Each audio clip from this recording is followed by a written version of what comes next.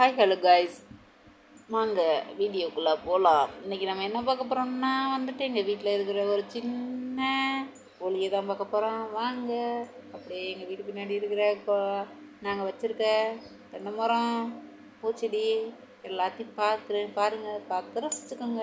எப்படி இருக்குங்க, உங்களுக்கு பிடிச்சிருக்கா? இந்த செம்பருத்தி நல்ல உடலுக்கு ஆரோக்கியம். நோய்க்கு இதை சாப்பிடுவாங்க. இது சாப்பிட்டா ஹார்ட் அட்டாக்லாம் வராது. இதை சாப்பிடுங்க நீங்களும், ஓகேங்களா? அப்புறம் இதை தலைக்கெலாம் அரைச்சி நல்லா தைச்சிக்கலாம். அதே மாதிரி நான் இந்த வச்ச வாழை மரத்தில் பாருங்களேன், புதுசாக இன்றைக்கி தான் ஒரு வாழைக்காயே காய்ச்சிருக்குது. அது எவ்வளோ அழகாக இருக்குதுன்னு பாருங்கள். அது எப்போ பேசாலும் தெரில. ஓகே, பக்கத்தில் ஒரு தென்னை மரம் இருக்குது. அந்த தென்னை மரம் எப்படி இருக்குன்னு பாருங்கள். நான் இதுதான் அந்த தென்னை மரம், அந்த வாழை மரம் அங்கே தெரியல, எல்லா தென்னை மரமும் வாழை மரமும் நான் தான் வச்சேன் ஃப்ரெண்ட்ஸ். ஓகேங்களா?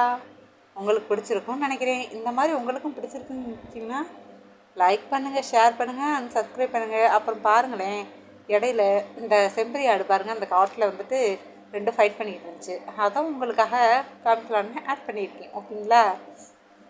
எப்படி விளையாடுதுன்னு பாருங்கள். அந்த செம்பரி ஆடு மாதிரி நீங்களும் வாங்கி 2 செம்பரி ஆடு வளங்க. ஏன்னா எனக்கும் ஆசையாக இருக்குது இந்த மாதிரி செம்பரி ஆடு வாங்கி வளர்க்குறோன்னு.